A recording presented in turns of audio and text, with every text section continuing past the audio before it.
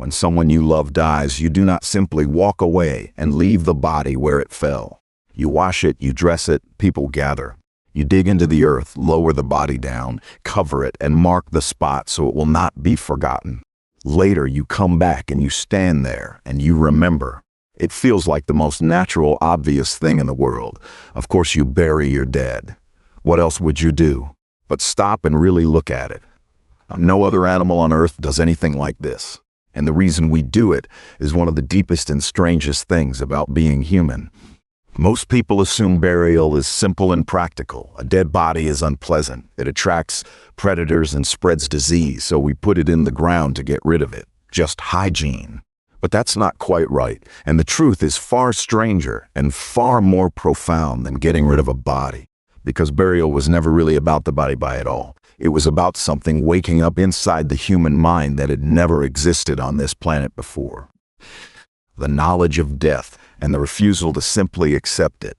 Somewhere in our deep past, a mind crossed a threshold no mind had ever crossed. It looked down at a still, silent companion and understood something almost too heavy to hold. That the stillness was permanent, that the person it had known was gone and would never come back. And that one day, the very same silence was coming for the watcher too. The moment a creature truly understands that it will die is the moment it stops being merely an animal. To see how strange this is, look at the rest of the animal kingdom. For almost every creature that has ever lived, death is nothing. An animal dies and the others move on, often within minutes. No ceremony, no grief that lasts, no return to the spot. The body is just meat now, left where it lies. There are a few haunting exceptions. Elephants will sometimes stop at the bones of their dead, touching them gently with their trunks, lingering. Some mother primates carry their dead infants for days, unable to let go.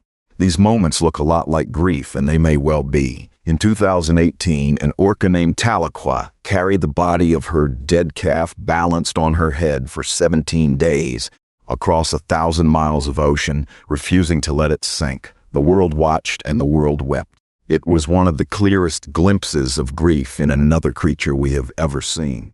And yet even she, in the end, had to let the body slip away. She had no grave to give it, because no animal digs a grave. No animal lays its dead to rest with care and comes back to honor them. That behavior belongs to us alone. So when did it start? When did our ancestors first look at a dead body and decide it deserved more than to be left behind?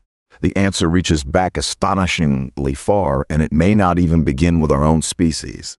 Deep in a cave system in South Africa, in a chamber so remote it can only be reached by squeezing through cracks barely wide enough for a body, scientists found the bones of a small-brained human relative called Homo naledi. The team, led by the paleoanthropologist Lee Berger, made a stunning claim. They argued that these creatures with brains a third the size of ours may have been deliberately carrying their dead deep into that pitch-black cave and leaving them there hundreds of thousands of years ago.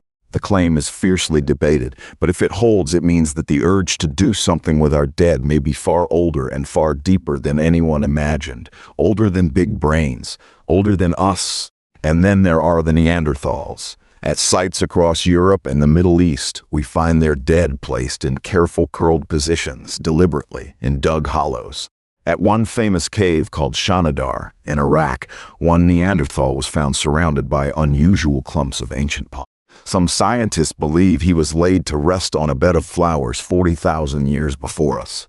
The idea remains controversial, but the pattern of deliberate burial is hard to deny. By the time we reach early modern humans, the evidence becomes overwhelming and something new appears alongside the body's objects. At sites over 100,000 years old, human dead were buried holding things, the antlers of a deer, pieces of red ochre, deliberate items placed with the body on purpose. And this is the detail that changes everything, because you do not give gifts to a corpse.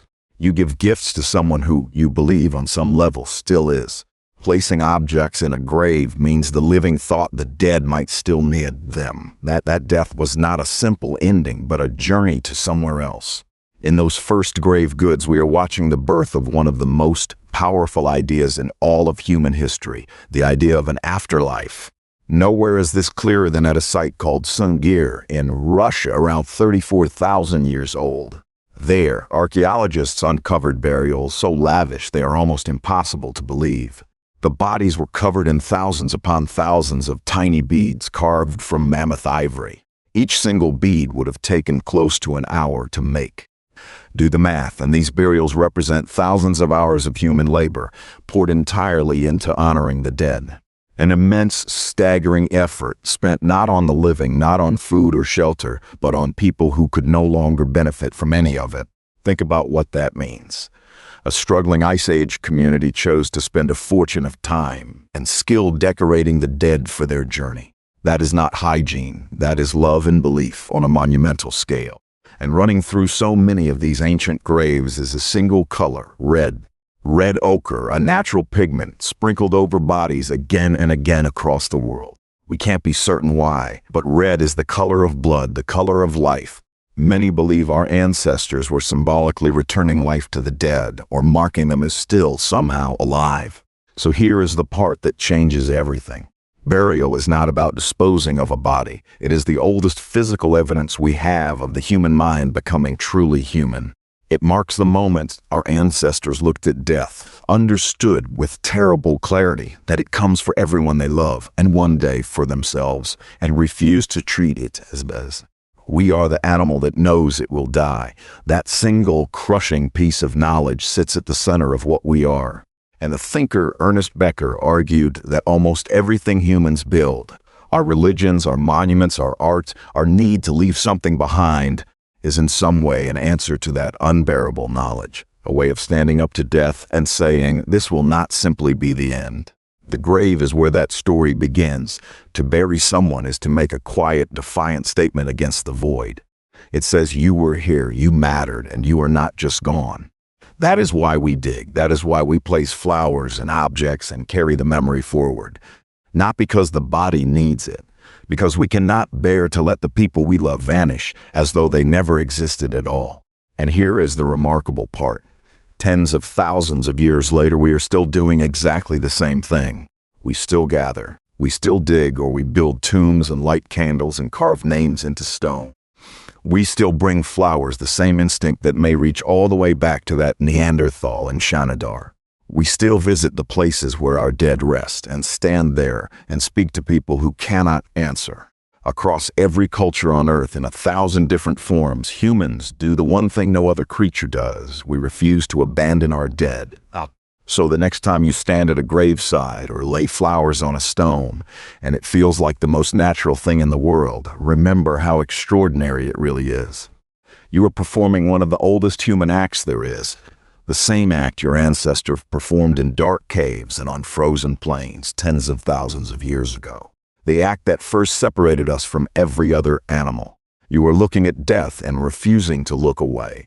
And in that refusal, in the digging and the remembering and the love that will not let go, you are doing the most human thing a human being can do.